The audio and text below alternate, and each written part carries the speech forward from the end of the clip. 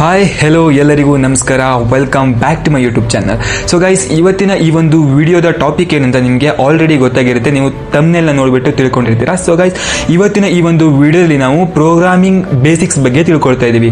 So ನಿಮ್ಮಲ್ಲಿ ತುಂಬ ಜನ PUCನಲ್ಲಿ ಸ್ಟಡಿ ಮಾಡ್ತಾ ಇರ್ಬೋದು, ಅವ್ರು PUCನಲ್ಲಿ ಬಯಾಲಜಿನ ಸ್ಟಡಿ ಮಾಡಿಬಿಟ್ಟು ಇಂಜಿನಿಯರಿಂಗ್ನ ಸೇರಿಕೊಂಡು ಫಸ್ಟ್ ಇಯರ್ನಲ್ಲಿ ಸ್ಟಡಿ ಮಾಡ್ತಾ ಇರ್ಬೋದು, ಅವ್ರು ನೀವಿನ್ನೂ ಸ್ಕೂಲಲ್ಲೇ ಸ್ಟಡಿ ಮಾಡ್ತಾ ಇರ್ಬೋದು. ಸೊ ನಿಮಗೆ ಪ್ರೋಗ್ರಾಮಿಂಗಲ್ಲಿ ಇಂಟ್ರೆಸ್ಟ್ ಇದೆ, ಅವ್ರು ಪ್ರೋಗ್ರಾಮಿಂಗ್ನ ಕಲಿತಾ ಇದ್ದಾರೆ, ಬಟ್ ನಿಮಗೆ ಪ್ರೋಗ್ರಾಮಿಂಗ್ ಅಂಡರ್ಸ್ಟ್ಯಾಂಡ್ ಆಗ್ತಾ ಇಲ್ಲ ಅಂತಂದರೆ ಇವತ್ತು ನಾನು ನಿಮಗೆ ಕನ್ನಡದಲ್ಲಿ ಪ್ರೋಗ್ರಾಮಿಂಗ್ ಬೇಸಿಕ್ಸ್ ಬಗ್ಗೆ ತಿಳಿಸ್ಕೊಳ್ಳೋದಕ್ಕೆ ಬಂದಿದ್ದೀನಿ. ಇವತ್ತು ಈ ಒಂದು ವಿಡಿಯೋಲಿ ನಾವು ಈ ಒಂದು ಬೇಸಿಕ್ಸ್, ಒಂದು ಪ್ರೋಗ್ರಾಮ್ನ ಬರೆಯೋದಕ್ಕಿಂತ ಮೊದಲು ನಿಮಗೆ ಏನೇನು ಬೇಸಿಕ್ಸ್ ಗೊತ್ತಿರಬೇಕು ಅನ್ನೋದ್ರ ಬಗ್ಗೆ ಇವತ್ತು ಈ ಒಂದು ವಿಡಿಯೋದಲ್ಲಿ ತಿಳ್ಕೊಳ್ತಾ ಇರ್ತೀವಿ. ಸೊ ವಿಡಿಯೋವನ್ನು ಸ್ಟಾರ್ಟ್ ಮಾಡೋಕ್ಕಿಂತ ಮೊದಲು ನೀವೇನಾದರೂ ನಮ್ಮ ಯೂಟ್ಯೂಬ್ ಚಾನಲ್ಗೆ ಹೊಸಬರಾಗಿದ್ದರೆ ಇವಾಗಲೇ ಸಬ್ಸ್ಕ್ರೈಬ್ ಮಾಡ್ಕೊಳ್ಳಿ. ಸೊ ದಟ್ ನಾನು ಇನ್ನು ಮುಂದೆ ಬರುವಂಥ ದಿನಗಳಲ್ಲಿ ಪ್ರೋಗ್ರಾಮಿಂಗ್ ಲ್ಯಾಂಗ್ವೇಜ್ ಬಗ್ಗೆ, ಅಂದರೆ ಪ್ರೋಗ್ರಾಮ್ನ ಯಾವ ರೀತಿಯಾಗಿ ಮಾಡ್ಬೋದು ಅನ್ನೋದ್ರ ಬಗ್ಗೆ ನಿಮಗೆ ಡಿಸ್ಕಸ್ ಮಾಡ್ತಾ ಇರ್ತೀನಿ ಆ್ಯಂಡ್ ಪ್ರೋಗ್ರಾಮ್ನ ನಿಮಗೆ ಹೇಳ್ಕೊಡ್ತಾ ಇರ್ತೀನಿ.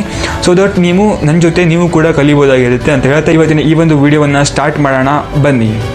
ಓಕೆ ಗೈಸ್, ಮೊದಲನೇದಾಗಿ ಪ್ರೋಗ್ರಾಮಿಂಗ್ ಅಂದರೆ ಏನು?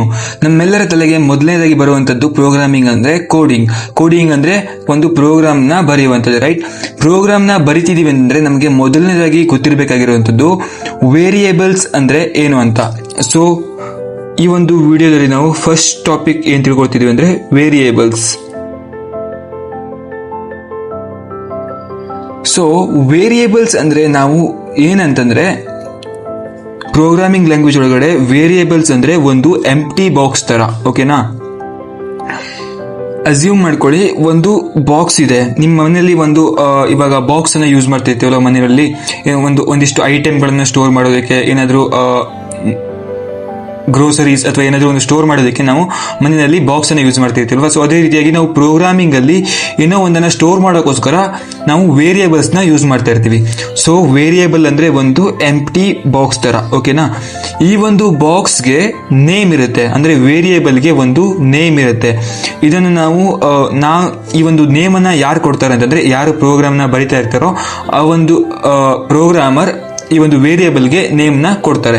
ಸೊ ಇವಾಗ ಫಾರ್ ಎಕ್ಸಾಂಪಲ್ ನಾನೇ ಈ ಒಂದು ಪ್ರೋಗ್ರಾಮ್ನ ಬರಿತಿದ್ದೀನಿ ಅಂತಂದರೆ ಒಂದು ವೇರಿಯೇಬಲ್ನ ಕ್ರಿಯೇಟ್ ಮಾಡ್ತೀನಿ, ಅಂದರೆ ಒಂದು ಬಾಕ್ಸ್ನ ಕ್ರಿಯೇಟ್ ಮಾಡ್ತಾ ಇದ್ದೀನಿ. ಈ ಒಂದು ಬಾಕ್ಸ್ಗೆ ನಾನು ABC ಅಥವಾ ಒಂದು ನೇಮ್ ಅಂತಲೇ ಹೆಸರು ಕೊಡ್ಬೋದು ಇದಕ್ಕೆ, ಆರ್ ಎನಿಥಿಂಗ್ ಕೊಡ್ಬೋದು ಇದಕ್ಕೆ. ಈ ಒಂದು ವೇರಿಯೇಬಲ್ಗೆ ನಾನು ನನಗೆ ಇಷ್ಟ ಬಂದಿರುವಂಥ ನೇಮನ್ನು ಕೊಡ್ಬೋದು. ಬಟ್ ಈ ಒಂದು ನೇಮನ್ನು ಕೊಡೋದಕ್ಕೆ ಒಂದಿಷ್ಟು ರೂಲ್ಸ್ ಇರ್ತವೆ. ಆ ರೂಲ್ಸ್ನ ನಾವು ಮುಂದಿನ ವಿಡಿಯೋಗಳಲ್ಲಿ ತಿಳ್ಕೊಳ್ತಾ ಇರ್ತೀವಿ. ಸೊ ಈ ಒಂದು ಬಾಕ್ಸ್ಗೆ, ಅಂದರೆ ಒಂದು ವೇರಿಯೇಬಲ್ಗೆ ನಾನು ಯಾವ ರೀತಿಯಾಗಿ ನೇಮನ್ನು ಕೊಡಬೇಕು ಅನ್ನೋದನ್ನು ನಾನು ನನಗೆ ಇಷ್ಟ ಬಂದಿರುವಂಥ ನೇಮನ್ನು ಕೊಡ್ಬೋದು. ಬಟ್ ಒಂದಿಷ್ಟು ರೂಲ್ಸ್ಗಳನ್ನು ಫಾಲೋ ಮಾಡಿಕೊಂಡು ನಾನು ಈ ಒಂದು ವೇರಿಯೇಬಲ್ಗೆ ನೇಮ್ನ ಕೊಡಬೇಕಾಗಿರುತ್ತೆ.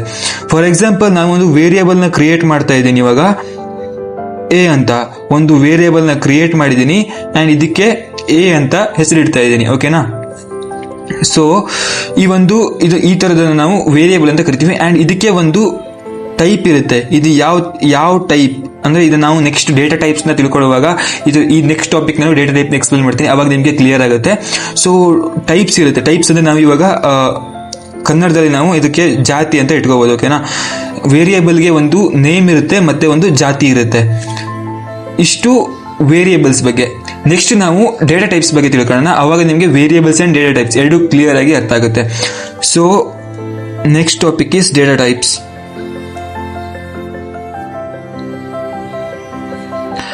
ಡೇಟಾ ಟೈಪ್ಸ್ ಅಂದರೆ ನೀವು ಇವಾಗ ಒಂದು ವೇರಿಯೇಬಲ್ ಇರುತ್ತೆ, ಅಂದರೆ ಖಾಲಿ ಬಾಕ್ಸ್, ಓಕೆನಾ? Empty box.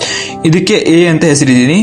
ಸೊ ಈ ಖಾಲಿ ಬಾಕ್ಸ್ ಒಳಗಡೆ ಸುಮ್ಮನೆ ಏನಾದರೂ ಖಾಲಿ ಬಾಕ್ಸ್ ಇರುತ್ತೆ, ಇಲ್ಲ ಏನೋ ಒಂದನ್ನು ಯೂಸ್ ಮಾಡಬೇಕಲ್ವಾ, ಏನಾದರೂ ಒಂದನ್ನು ಸ್ಟೋರ್ ಮಾಡಬೇಕಲ್ವಾ, ಅದಕ್ಕೋಸ್ಕರ ಈ ಒಂದು ಖಾಲಿ ಬಾಕ್ಸನ್ನು ನಾವು, ಅಂದರೆ ಎಂಪ್ಟಿ ಬಾಕ್ಸನ್ನು ನಾವು ಪ್ರೋಗ್ರಾಮಿಂಗ್ ಒಳಗಡೆ ಯೂಸ್ ಮಾಡ್ತಾ ಇರ್ತೀವಿ. ಅಂದರೆ ಈ ಒಂದು ವೇರಿಯೇಬಲನ್ನು ನಾವು ಏನೋ ಒಂದನ್ನು ಸ್ಟೋರ್ ಮಾಡೋಕ್ಕೋಸ್ಕರ ಇದನ್ನು ಯೂಸ್ ಮಾಡ್ತಾ ಇರ್ತೀವಿ. ಏನನ್ನು ಸ್ಟೋರ್ ಮಾಡ್ತೀವಿ ಅಂತಂದರೆ, ಇದರೊಳಗಡೆ ನಾವು ಡೇಟಾವನ್ನು ಸ್ಟೋರ್ ಮಾಡ್ತೀವಿ, ಓಕೆನಾ? ಈ ಒಂದು ವೇರಿಯೇಬಲ್ ಒಳಗಡೆ ನಾವು ಡೇಟಾನ ಸ್ಟೋರ್ ಮಾಡ್ತಾ ಇರ್ತೀವಿ. ಈ ಡೇಟಾಗೆ ಟೈಪ್ಸ್ ಇರ್ತವೆ, ಅಂದರೆ ಜಾತಿ ಇರುತ್ತೆ.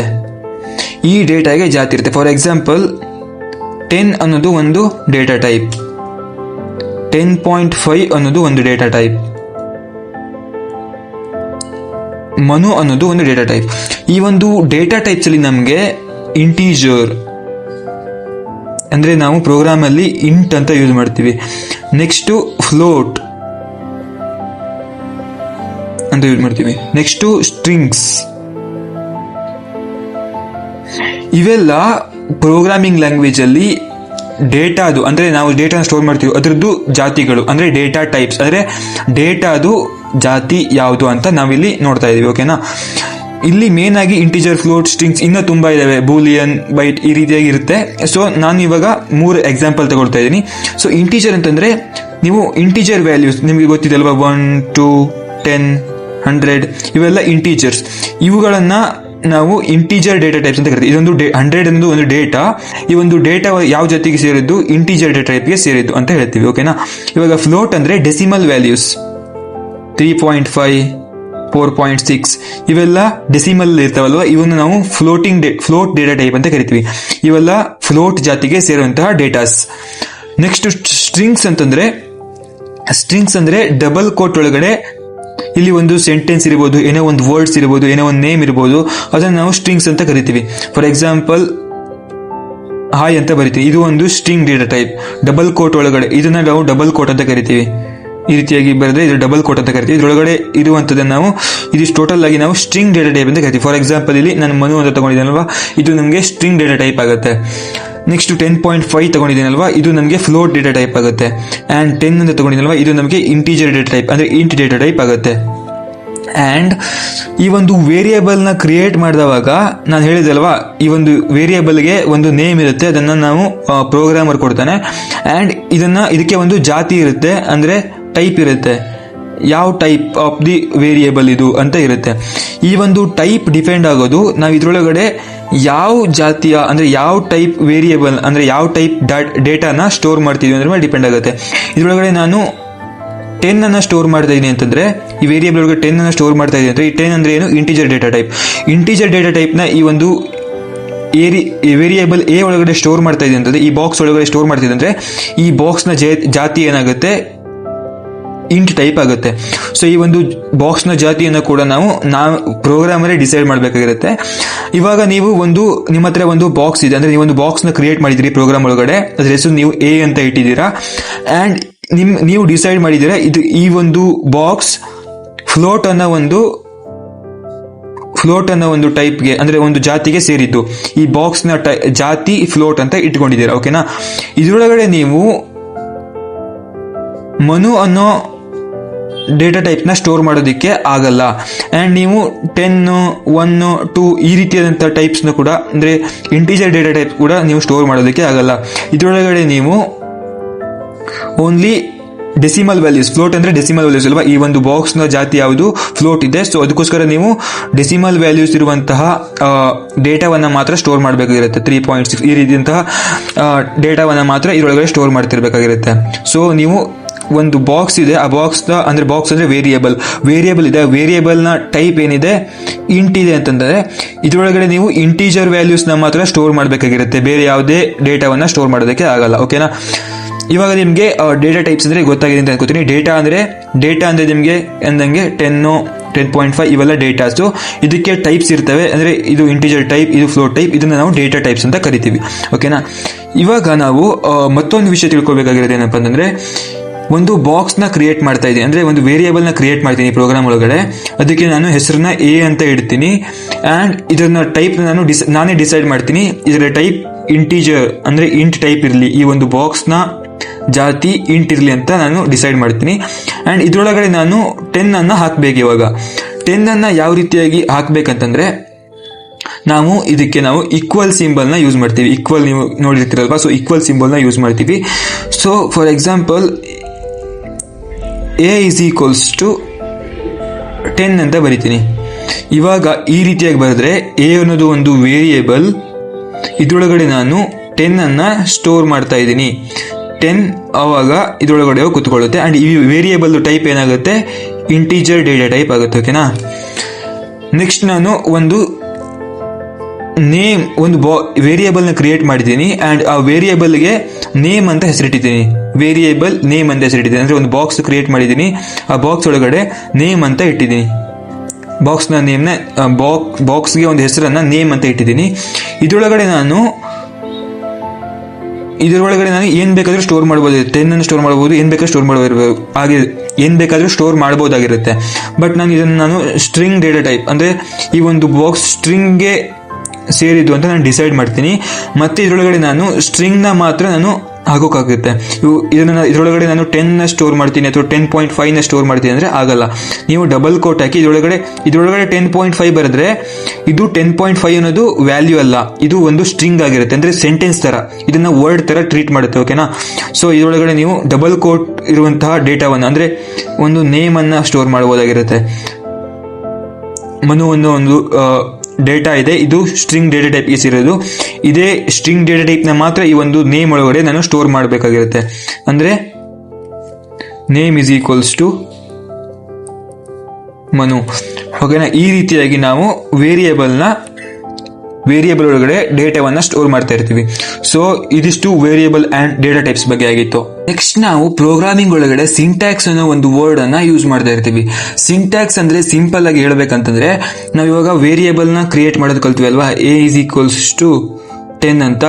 ಸೊ a ಅಂದ್ರೆ ಒಂದು ವೇರಿಯೇಬಲ್ ಅಂದ್ರೆ ಎಂಟಿ ಬಾಕ್ಸ್, ಅಂದ್ರೆ ಆ ವೇರಿಯೇಬಲ್ ಬಾಕ್ಸ್ದು ನೇಮ್ a ಅಂತ. ಅದರೊಳಗಡೆ ನಾನು 10 ಅನ್ನ ಸ್ಟೋರ್ ಮಾಡ್ತೀನಿ, ಅಂದ್ರೆ ಇಂಟೀಜರ್ ಡೇಟಾ ಟೈಪ್ನ ಸ್ಟೋರ್ ಮಾಡ್ತಾ ಇದ್ದೀನಿ. ಸೊ a ಅನ್ನೋದು ಒಂದು ಇಂಟೀಜರ್ ವೇರಿಯೇಬಲ್ ಆಗಿರುತ್ತೆ, ಸೊ ಇಂಟ್ ವೇರಿಯೇಬಲ್ ಆಗಿರುತ್ತೆ. ಓಕೆನಾ? ಸೊ ಈ ರೀತಿಯಾಗಿ ನಾವು ಬರಿತಾ ಇರ್ತೀವಿ. ಇದನ್ನೇ ನಾನು 10 is equals to a ಅಂತ ಬರೆಯೋದಕ್ಕೆ ಆಗಲ್ಲ. ಓಕೆನಾ? ಈ ರೀತಿಯಾಗಿ ಬರೆದ್ರೆ ಇದು ನಮಗೆ ಎರರ್ ಆಗುತ್ತೆ. ಮೀನ್ಸ್ ಇದು ಸಿಂಟ್ಯಾಕ್ಸ್ ಎರರ್ ತೋರಿಸುತ್ತೆ. ಮೀನ್ಸ್ ನಮಗೆ ಪ್ರೋಗ್ರಾಮಲ್ಲಿ ಎ ಒಳಗಡೆ 10 ಅನ್ನ ಸ್ಟೋರ್ ಮಾಡುವಂತ ಇದೇ ರೀತಿಯಲ್ಲೇ ಬರಿಬೇಕು. ನಾವು ಈ ರೀತಿಯಾಗಿ ಎ ಒಳಗಡೆ 10 ಅನ್ನು ಸ್ಟೋರ್ ಮಾಡುವಂತ ಈ ರೀತಿಯಾಗಿ ಬರೆಯೋಕೆ ಆಗಲ್ಲ. ಅಂದ್ರೆ ಒಂದು ಸಿಂಟ್ಯಾಕ್ಸ್ ಅನ್ನ ಫಾಲೋ ಮಾಡಬೇಕು. ಇದನ್ನ ನಾವು ಸಿಂಟ್ಯಾಕ್ಸ್ ಅಂತ ಕರಿತೀವಿ. ಓಕೆನಾ? a is equals to 10 ಇದನ್ನೇ ಫಾಲೋ ಮಾಡಬೇಕು. ಈ ರೀತಿಯಾಗಿ ನಾವು ಬರೆದ್ರೆ ಅದು ಎರರ್ ಆಗುತ್ತೆ. ಸೊ ಇದನ್ನ ನಾವು ಸಿಂಪಲ್ ಆಗಿ ಸಿಂಟ್ಯಾಕ್ಸ್ ಅಂತ ಕರಿತೀವಿ. ಯಾವ ರೀತಿಯಾಗಿ ರೂಲ್ ಇದೆಯೋ ಅದೇ ರೂಲ್ ಅನ್ನ ಫಾಲೋ ಮಾಡಬೇಕಾಗಿರುತ್ತೆ. ಅಂದ್ರೆ ಇವಾಗ ಪ್ರೋಗ್ರಾಮಿಂಗ್ ಲ್ಯಾಂಗ್ವೇಜಸ್ ಇರ್ತಾವಲ್ವಾ, ಸಿ, ಪೈಥಾನ್, C++, और ಜಾವಾ, ಈ ರೀತಿಯಾಗಿ ಪ್ರೋಗ್ರಾಮಿಂಗ್ ಲ್ಯಾಂಗ್ವೇಜಸ್ ಇರ್ತಾವಲ್ಲ, ಇವಕ್ಕೆ ಬೇರೆ ಬೇರೆಯಾದಂತಹ ಸಿಂಟ್ಯಾಕ್ಸ್ಗಳಿರ್ತವೆ. ಸೊ ಆ ಸಿಂಟ್ಯಾಕ್ಸ್ಗಳನ್ನ ಫಾಲೋ ಮಾಡ್ತಿರ್ಬೇಕಾಗಿರುತ್ತೆ. ನಾವು ಇವಾಗ ಕಲಿತಿರುವಂತಹ ಬೇಸಿಕ್ ಟಾಪಿಕ್ಗಳು ಎಲ್ಲದರಲ್ಲೂ ಸೇಮ್ ಇರುತ್ತೆ. ಬಟ್ ನಾವು ಈ ಸಿಂಟ್ಯಾಕ್ಸ್ ಮಾತ್ರ ಸಿದಲ್ಲಿ ಬೇರೆ ಇರುತ್ತೆ, ಪೈಥಾನಲ್ಲಿ ಬೇರೆ ಇರುತ್ತೆ, ಜಾವಾದಲ್ಲಿ ಬೇರೆ, ಎಲ್ಲದರಲ್ಲೂ ಬೇರೆ ಬೇರೆ ಅಂತ ಸಿಂಟ್ಯಾಕ್ಸ್ಗಳನ್ನ ನಾವು ಫಾಲೋ ಮಾಡ್ತಿರ್ಬೇಕಾಗಿರುತ್ತೆ. ಓಕೆನಾ? ಸಿಂಟ್ಯಾಕ್ಸ್ ಅಂದ್ರೆ ಇಷ್ಟೇ ಸಿಂಪಲ್. ನೆಕ್ಸ್ಟ್ ನಾವು ಇನ್ಪುಟ್ ಆ್ಯಂಡ್ ಔಟ್ಪುಟ್ ಬಗ್ಗೆ ತಿಳ್ಕೊಳ್ತಿದ್ದೀವಿ. Input and output. So input and output ಅಂದ್ರೆ ಏನಪ್ಪ ಅಂತಂದ್ರೆ ನಮಗೆ ಮೇನ್ ಆಗಿ 2 ಇಂಟರ್ಫೇಸ್ನ ತಗೋತೀನಿ ನಾನು. ಓಕೆನಾ? ಸೊ ಇಲ್ಲಿ ನಾವು ಕೋಡ್ನ ಬರಿತಾ ಇರ್ತೀವಿ. ಇದು ಕೋಡ್ ಬರೆಯುವಂತ ಜಾಗ. ನಮಗೆ ಇಲ್ಲಿ ಔಟ್ಪುಟ್ ಸಿಗುತ್ತೆ. ಔಟ್ಪುಟ್ ಅಂದ್ರೆ ನಮಗೆ ರಿಸಲ್ಟ್ ಸಿಗುತ್ತೆ. ಓಕೆನಾ? ನಾನಿಲ್ಲಿ ಕೋಡ್ ಬರಿತೀನಿ, ಕಂಪ್ಯೂಟರ್ ಒಳಗಡೆ ಕೋಡ್ನ ಬರಿತೀನಿ. 10+2 ಅಂತ ಒಂದು ಕೋಡ್ನ ಬರಿತೀನಿ. ಇದನ್ನ ನಾನು ರನ್ ಮಾಡ್ತೀನಿ. ರನ್ ಮಾಡಿದವಾಗ ಏನಾಗುತ್ತೆ ಅಂತಂದ್ರೆ ಇಲ್ಲಿ ಒಂದು ಕಂಪೈಲರ್ ಅಂತ ಇರುತ್ತೆ.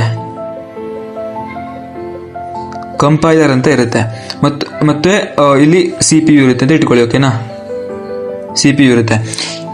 ಮೇನ್ ಆಗಿ ಪ್ರೋಗ್ರಾಮಿಂಗ್ ಅಲ್ಲಿ ಯಾವ ರೀತಿಯಾಗಿ ವರ್ಕ್ ಆಗುತ್ತೆ ಅಂತಂದ್ರೆ, ನೀವೊಂದು ಕೋಡ್ ಬರ್ದಿದ್ದೀರಾ ಅಂತಂದ್ರೆ ಇದು ನಿಮ್ಗೆ ಅರ್ಥ ಆಗುವಂತ ರೀತಿಯಲ್ಲಿ, ಅಂದ್ರೆ ಹ್ಯೂಮನ್ ಕೋಡ್ ಅನ್ನ ಬರ್ದಿರ್ತೀರಾ, ನಿಮ್ಗೆ ಹ್ಯೂಮನ್ಸ್ಗೆ ಅರ್ಥ ಆಗುವಂತ ಕೋಡ್ ಅನ್ನ ಬರ್ದಿರ್ತೀರಾ.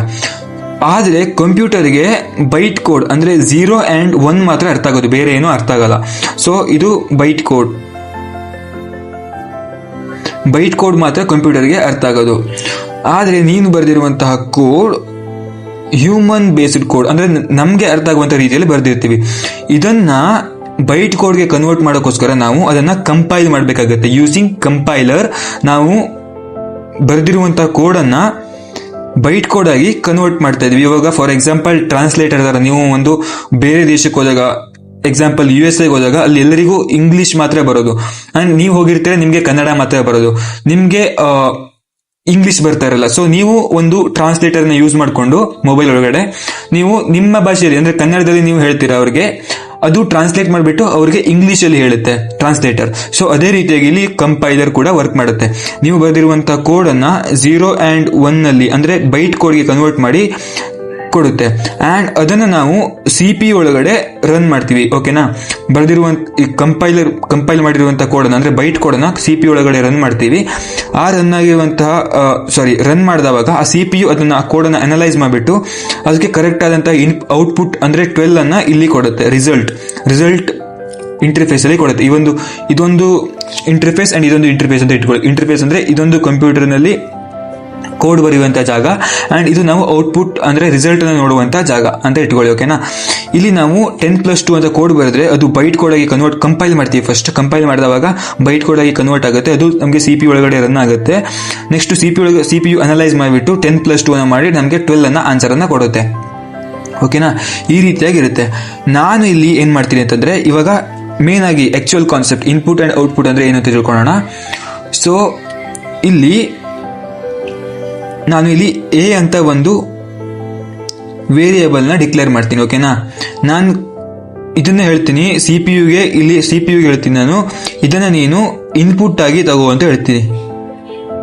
ಓಕೆನಾ, ಮತ್ತೆ ಬಿ ಅಂತ ಒಂದು ಕೊಡ್ತೀನಿ, ಇದನ್ನು ನಾನು ಹೇಳ್ತೀನಿ ಇನ್ಪುಟ್ ಆಗಿ ತಗೋ ಅಂತ ನನಗೆ ಅರ್ಥ ಆಗೋ ರೀತಿಯಲ್ಲಿ ನಾನು ಕೋಡನ್ನು ಬರಿತೀನಿ. ಓಕೆನಾ, ನೆಕ್ಸ್ಟ್ ನಾನು ಎರಡನ್ನು ತಗೊಂಡು A+B ಮಾಡಿ ನನಗೆ ಆನ್ಸರನ್ನು ಕೊಡು ಅಂತ ಹೇಳ್ತೀನಿ. ಓಕೆನಾ, ಆನ್ಸರನ್ನು ಕೊಡು ಅಂತ ಹೇಳ್ತೀನಿ.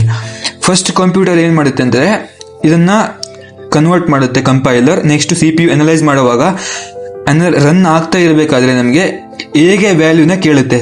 ಇದರೊಳಗಡೆ ಹೇಗೆ ವ್ಯಾಲ್ಯೂನ ಕೇಳುತ್ತೆ. ಯೂಸರ್ ಅಂದರೆ ನಾವು ಇಲ್ಲಿ ಯೂಸ್ ಮಾಡ್ತಿದ್ದೀವಿ, ಹೇಗೆ ವ್ಯಾಲ್ಯೂನ ಕೇಳುತ್ತೆ. ನಾನು ಹೇಳ್ತೀನಿ A ವ್ಯಾಲ್ಯೂ 10 ಇರಲಿ ಅಂತ ಹೇಳ್ತೀನಿ. ನೆಕ್ಸ್ಟ್ B ನ ವ್ಯಾಲ್ಯೂನ CPU ಆಕ್ಚುಲಿ ಕೋಡ್ ರನ್ ಆಗ್ತಿರುವಾಗಲೇ A ನ ವ್ಯಾಲ್ಯೂ ಕೇಳುತ್ತೆ. ನಾನು 10 ಅಂತ ಕೊಡ್ತೀನಿ. ನೆಕ್ಸ್ಟ್ B ನ ವ್ಯಾಲ್ಯೂ ಕೊಡಪ್ಪ ಅಂತ ಕೇಳುತ್ತೆ CPU. ನೆಕ್ಸ್ಟ್ ನಾನು ಇಲ್ಲಿ B ನ ವ್ಯಾಲ್ಯೂನ 2 ಅಂತ ಕೊಡ್ತೀನಿ. ಅವಾಗ A ನ ವ್ಯಾಲ್ಯೂನ ಇನ್ಪುಟ್ ಆಗಿ ತಗೊಂಡು B ನ ವ್ಯಾಲ್ಯೂನ ಇನ್ಪುಟ್ ಆಗಿ ತಗೊಂಡು ಅದು A+B ನ ಮಾಡಿಬಿಟ್ಟು ನನಗೆ ಆನ್ಸರನ್ನು 12 ಅಂತ ಕೊಡುತ್ತೆ. ಓಕೆನಾ, ಇಷ್ಟೇ ಸಿಂಪಲ್.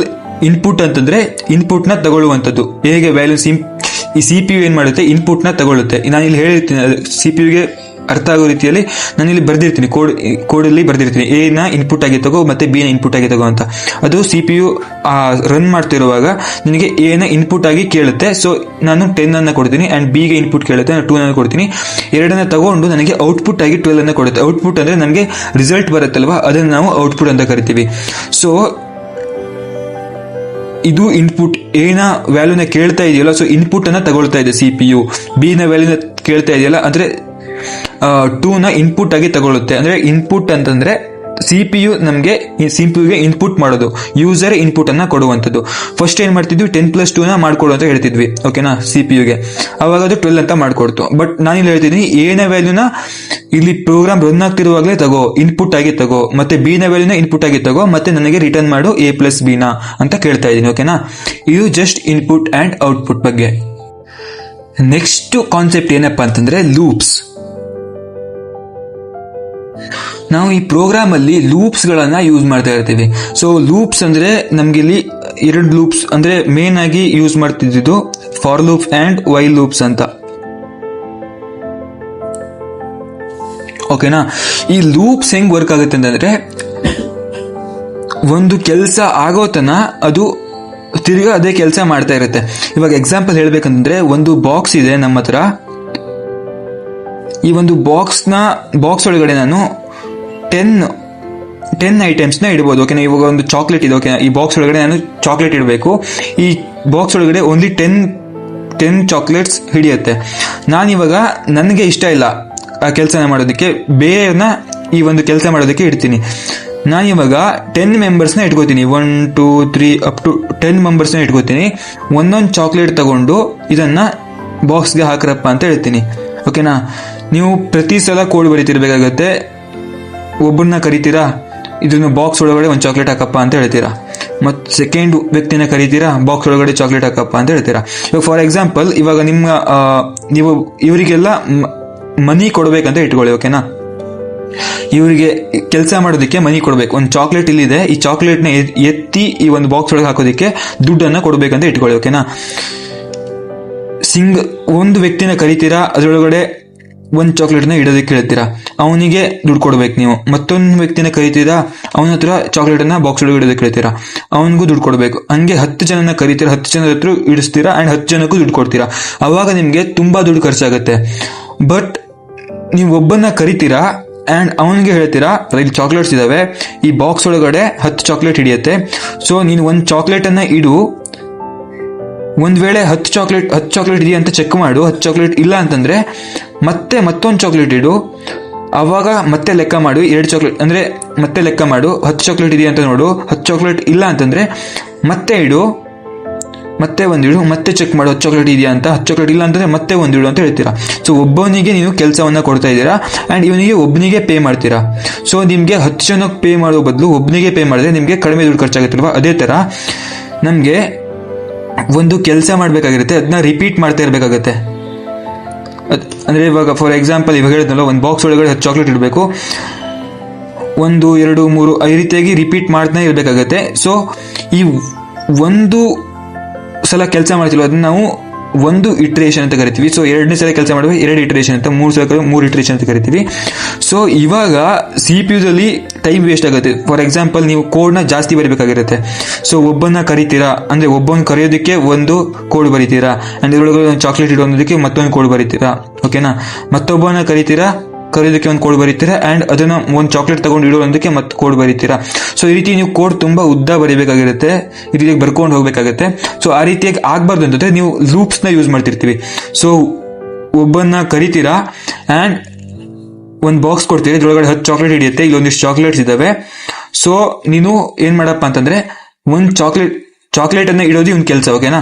ಒಂದು ಚಾಕ್ಲೇಟ್ ಅನ್ನ ಇಡು, ಚೆಕ್ ಮಾಡು 10 ಚಾಕ್ಲೇಟ್ ಇದೆಯಾ ಅಂತ. ಒಂದ್ ವೇಳೆ 10 ಚಾಕ್ಲೇಟ್ ಇಲ್ಲ ಅಂತಂದ್ರೆ ಮತ್ತೆ ರಿಟರ್ನ್ ಚಾಕ್ಲೇಟ್ ಎತ್ಕೊಬಂದು ಮತ್ತೆ ಚಾಕ್ಲೇಟ್ ಅನ್ನ ಇಡು, ಇವಾಗ ಮತ್ತೆ ಚೆಕ್ ಮಾಡು ಎಷ್ಟು ಚಾಕ್ಲೇಟ್ ಇದಾವೆ, 10 ಚಾಕ್ಲೇಟ್ ಇದೆಯಾ ಅಂತ. 10 ಚಾಕ್ಲೇಟ್ ಇಲ್ಲ ಅಂತಂದ್ರೆ ಮತ್ತೆ ರಿಟರ್ನ್ ಬಾ, ಮತ್ತೆ ಒಂದು ಚಾಕ್ಲೇಟ್ ಇಡು, 10 ಚಾಕ್ಲೇಟ್ ಇದೆಯಾ ಅಂತ ಚೆಕ್ ಮಾಡು.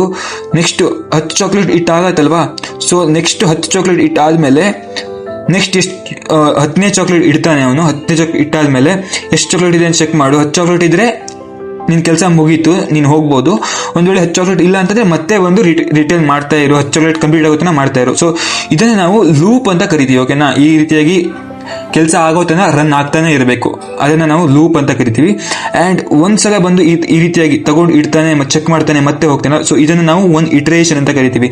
ಸೊ ಓಕೆನಾ, ಲೂಪ್ ಅಂದ್ರೆ ಇಷ್ಟೇ, ಒಂದು ಕೆಲಸ ಆಗೋತನ ಅದನ್ನ ಕಂಟಿನ್ಯೂಸ್ ಆಗಿ ರನ್ ಮಾಡ್ತಾ ಇರ್ತೀವಿ. ಸೊ ಆ ಕೆಲಸ ಆಯ್ತು ಅಂದ ತಕ್ಷಣ ಅದನ್ನ ಸ್ಟಾಪ್ ಮಾಡ್ತೀವಿ. ಸೊ ಇದನ್ನ ನಾವು ಲೂಪ್ ಅಂತ ಕರಿತೀವಿ. ಅದ್ರಲ್ಲಿ ನಮಗೆ ಫಾರ್ ಎಕ್ಸಾಂಪಲ್ ಫಾರ್ ಮತ್ತೆ ವೈ ಲೂಪ್ಸ್ ಇರ್ತವೆ, ಓಕೆನಾ. ಇದ್ರ ಬಗ್ಗೆ ನಾವು ಮುಂದೆ ಯಾವ ರೀತಿಯಾಗಿ ವರ್ಕ್ ಆಗುತ್ತೆ ಫಾರ್ ಲೂಪ್ ವೈ ಲೂಪ್ ಅದನ್ನೆಲ್ಲ ತಿಳ್ಕೊಳ್ತೀವಿ. ಸೊ ಮೇನ್ ಆಗಿ ಇದು ಇಂಪಾರ್ಟೆಂಟ್ ಆಗುತ್ತೆ. ಓಕೆ, ನೆಕ್ಸ್ಟ್ ಟಾಪಿಕ್ ಬಂದ್ಬಿಟ್ಟು ಇಫ್ ಅಂಡ್ ಎಲ್ಸ್ ಅಂತ, ಓಕೆನಾ. ಈ ಒಂದು ಇಫ್ ಅಂಡ್ ಎಲ್ಸ್ ಕೂಡ ನಾವು ಈ ಪ್ರೋಗ್ರಾಮ್ ಮಾಡುವಾಗ ಯೂಸ್ ಮಾಡ್ತಾ ಇರ್ತೀವಿ. ಸೊ ಇದು ಯಾವ ರೀತಿಯಾಗಿ ವರ್ಕ್ ಆಗುತ್ತೆ ಅಂತಂದ್ರೆ, ಇಫ್ ಅಂದ್ರೆ ಒಂದ್ ವೇಳೆ ನಿಜ ಆದ್ರೆ ಅಂದ್ರೆ ಒಂದು ಕಂಡೀಷನ್ ನ ಕೊಡ್ತೀವಿ. ಅಂದ್ರೆ ಫಾರ್ ಎಕ್ಸಾಂಪಲ್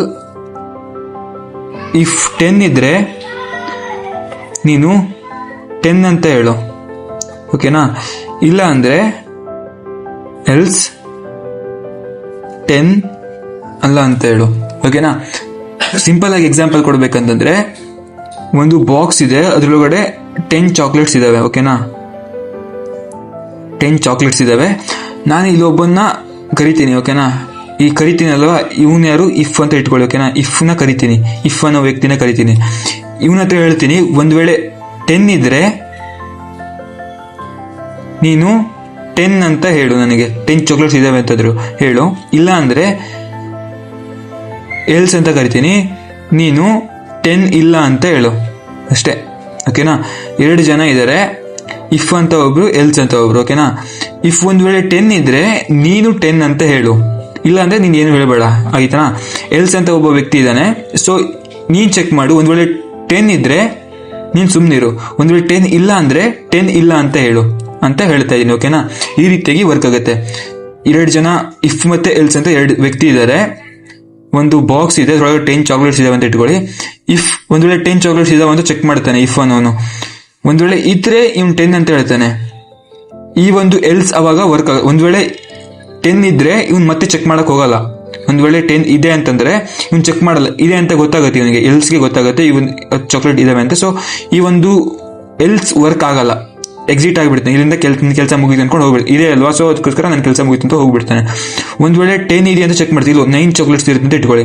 ಇಫ್ ಚೆಕ್ ಮಾಡ್ತಾನೆ 10 ಚಾಕ್ಲೇಟ್ಸ್ ಇದಾವ ಅಂತ, ಇಲ್ಲಿ 10 ಇಲ್ಲ ಅಂತ ಗೊತ್ತಾಗುತ್ತೆ, ಅವಾಗ ಎಲ್ಸ್ ಚೆಕ್ ಮಾಡ್ತಾನೆ, ಅವಾಗ ಎಲ್ಸ್ಗೆ ಗೊತ್ತಾಗುತ್ತೆ ಇವನು ಇಲ್ಲ ಅಂತ ಅಂದ, ಸೊ ನಾನು ಚೆಕ್ ಮಾಡ್ತೀನಿ ಅಂತ ಚೆಕ್ ಮಾಡ್ತಾನೆ, ಇಲ್ಲಿ 9 ಇರುತ್ತೆ, ಸೊ ಇವನು ಹೇಳ್ತಾನೆ 10 ಇಲ್ಲ ಅಂತ ಹೇಳ್ತಾನೆ. ಓಕೆನಾ, ಈ ರೀತಿಯಾಗಿ ವರ್ಕ್ ಆಗುತ್ತೆ. ಇದಿಷ್ಟು ಬೇಸಿಕ್ ಆಗಿ ಗೊತ್ತಿರಬೇಕಾದಂತಹ ಬೇಸಿಕ್ ಕಾನ್ಸೆಪ್ಟ್ಗಳು. ಇದ್ರ ಬಿಟ್ಟು ನಾವು ಈ ಪ್ರೋಗ್ರಾಮಿಂಗ್ ಒಳಗಡೆ ನಾವು ಪ್ಯಾರಾಂಥಿಸಿಸ್ ಅಂತ ಯೂಸ್ ಮಾಡ್ತಿರ್ತೀವಿ. ಪ್ಯಾರಾಂಥಿಸಿಸ್ ಅಂದ್ರೆ ಸಿಂಪಲ್ಲು, ಜಸ್ಟ್ ಬ್ರಾಕೆಟ್. ಓಕೆನಾ, ಈ ರೀತಿಯಾಗಿ ಬ್ರಾಕೆಟ್ ಒಳಗಡೆ ಬರೆಯುವಂತ ಪ್ಯಾರಾಂಥಿಸಿಸ್ ಅಂತ, ಈ ಬ್ರಾಕೆಟ್ ಅನ್ನ ಪ್ಯಾರಾಂಥಿಸಿಸ್ ಅಂತ ಕರಿತೀವಿ. ನೆಕ್ಸ್ಟ್ ಈ ಬ್ರಾಕೆಟ್ಸ್ ಅಲ್ಲಿ ಇದು ಸ್ಕ್ವೇರ್ ಬ್ರಾಕೆಟ್, ಇದು ಫ್ಲವರ್ ಬ್ರಾಕೆಟ್, ಈ ರೀತಿಯಾಗಿ ಬ್ರಾಕೆಟ್ಸ್ ಇರ್ತವೆ. ನೆಕ್ಸ್ಟ್ ಇದಾದ್ಮೇಲೆ ಕಾಮಾ ಅಂತ ಇರುತ್ತೆ, ನಿಮಗೆ ಗೊತ್ತಿರುತ್ತೆ ಕಾಮಾ ಅಂದ್ರೆ ಈ ರೀತಿಯಾಗಿ ಇದನ್ನು ಕೂಡ ಯೂಸ್ ಮಾಡ್ತಾ ಇರ್ತೀವಿ. ನೆಕ್ಸ್ಟ್ ಕೋಟ್ಸ್ ಅಂದ್ರೆ ಈ ರೀತಿಯಾಗಿ, ಇದು ಡಬಲ್ ಕೋಟ್ಸ್ ಅಂತ ಕರಿತೀವಿ, ಅಂಡ್ ಒಂದೇ ಇದ್ರೆ ಸಿಂಗಲ್ ಕೋಟ್ಸ್ ಅಂತ ಕರಿತೀವಿ. ಡಬಲ್ ಕೋಟ್ಸ್ ಒಳಗಡೆ ಬರೀಬೇಕಂದ್ರೆ ಈ ರೀತಿಯಾಗಿ ಇದ್ರೊಳಗಡೆ ಬರೀಬೇಕು, ಅಂಡ್ ಸಿಂಗಲ್ ಕೋಟ್ ಒಳಗಡೆ ಬರೀಬೇಕಂದ್ರೆ ಸಿಂಗಲ್ ಕೋಟ್ ಒಳಗಡೆ ಈ ರೀತಿಯಾಗಿ ಬರೀಬೇಕಾಗಿರುತ್ತೆ. ನೆಕ್ಸ್ಟ್ ಸ್ಲ್ಯಾಶ್ ಅಂತ ಕರಿತೀವಿ, ಈ ರೀತಿಯಾಗಿ ಸ್ಲ್ಯಾಶ್ ಇರುತ್ತೆ, ಇದು ಫಾರ್ವರ್ಡ್ ಸ್ಲ್ಯಾಶ್ ಅಂಡ್ ಇದು backward slash. So forward slash ಅನ್ನ ನಾವು ಇವಾಗ ಡಿವೈಡ್ ಮಾಡಬೇಕಾದ್ರೆ ಯೂಸ್ ಮಾಡ್ತೀವಿ. ಇವಾಗ 10/2 ಈ ರೀತಿಯಾಗಿ ಡಿವೈಡ್ ಮಾಡಬೇಕಾದ್ರೆ ಇದೊಂದು ಆಪರೇಟರ್ ಆಗಿ ವರ್ಕ್ ಆಗುತ್ತೆ forward slash. And backward slash ಇದನ್ನ ಕೂಡ ನಾವು ಯೂಸ್ ಮಾಡ್ತಾ ಇರ್ತೀವಿ. ಇದನ್ನ ಎಲ್ಲಿ ಯೂಸ್ ಮಾಡ್ತೀವಿ ಅಂತ ನೆಕ್ಸ್ಟ್ ನಾವು ಪ್ರೋಗ್ರಾಮ್ ಅಲ್ಲಿ ತಿಳ್ಕೊಳ್ತಾ ಇರ್ತೀವಿ. ಅಂಡ್ ಇದಿಷ್ಟು ಸಿಂಪಲ್ ಆಗಿ ಯೂಸ್ ಮಾಡುವಂತಹ basics of programming languages. Okay, ಇಷ್ಟು ಇವತ್ತಿನ ಈ ಒಂದು ವಿಡಿಯೋದ ಟಾಪಿಕ್ ಆಗಿತ್ತು. ಮುಂದೆ ಬರುವಂಥ ದಿನಗಳಲ್ಲಿ ಇನ್ನೂ ಕೂಡ ಕೋಡಿಂಗ್ ಬಗ್ಗೆ ಎಕ್ಸ್ಪ್ಲೋರ್ ಮಾಡೋಣ ಅಂತ ಹೇಳ್ತಾ ಇವತ್ತಿನ ಈ ಒಂದು ವಿಡಿಯೋವನ್ನು ಇಲ್ಲಿಗೆ ಎಂಡ್ ಮಾಡ್ತಾ ಇದ್ದೀನಿ. Until then, happy coding.